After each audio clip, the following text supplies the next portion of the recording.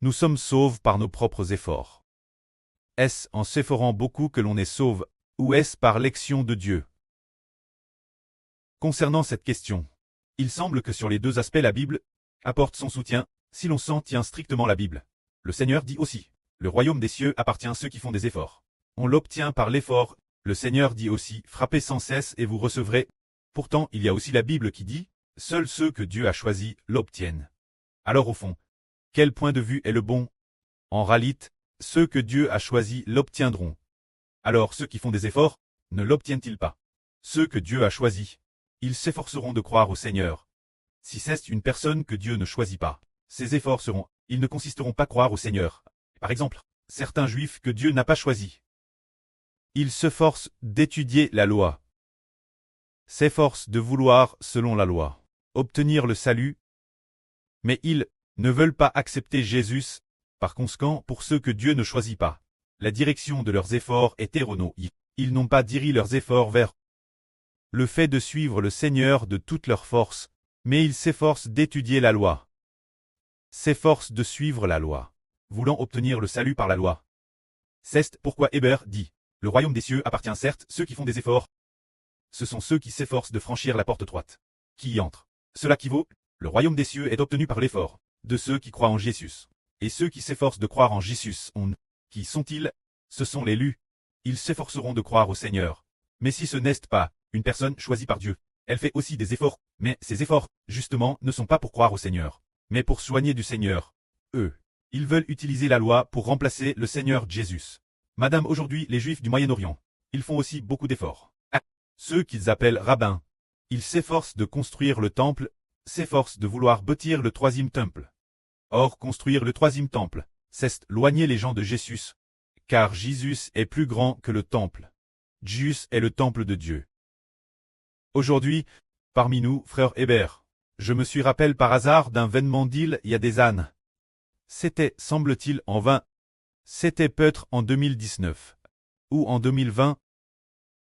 Un jour, je suis allé chez un pasteur religieux. Ce pasteur, un pasteur nommé Peng Jun, en l'époque, il y avait un groupe GE, un groupe avec frère Héber. Quelques frères du Madame Jeu y sont allés aussi. Je ne sais pas si frère Rehoboth, Y et Al cette fois, c'était avec ce frère Peng Jun. Chez cet ancien, nous avons regardé un film. Ce film portait sur le fait que ce n'est pas prédestiné par Dieu, mais que l'homme l'obtient par ses efforts. Quelque chose dans ce sens. Alors ils ont pensé que le royaume des cieux n'est pas prédestiné par Dieu, mais que c'est Dieu, que c'est par l'effort, obtenu par l'effort. Alors frère Héber a cru qu'on l'obtenait en comptant sur ses propres efforts. Alors frère est sûr, voyez, si l'on comptait sur les efforts de frère Héber, est-ce qu'on peut placer cette maison où se trouve le frère Héber? Si on pouvait la placer, peut-être y aurait-il encore un peu de capacité. Mais par ses propres efforts, peut-on faire en sorte que ces pch nous quittent? Peut-on ne jamais mourir par soi-même, en comptant sur ses propres efforts? Pour permettre au frère Héber de ne jamais mourir, alors on l'obtiendrait par ses propres efforts. Mais maintenant on découvre qu'en fait le royaume des cieux est par les personnes choisies par Dieu qu'on l'obtient. Comme le Seigneur l'a dit, si ce n'est pas celui que mon pré a choisi, personne ne peut venir moi. Quant aux personnes choisies par le pré, elles s'efforceront de croire au Seigneur. C'est de dire que le royaume des cieux demande certes des efforts, mais si la direction de l'effort est si précise, c'est parce que Dieu a choisi de l'obtenir. Nous disons, qui le salut sera-t-il donne? Il sera donne ceux en qui Dieu prend plaisir.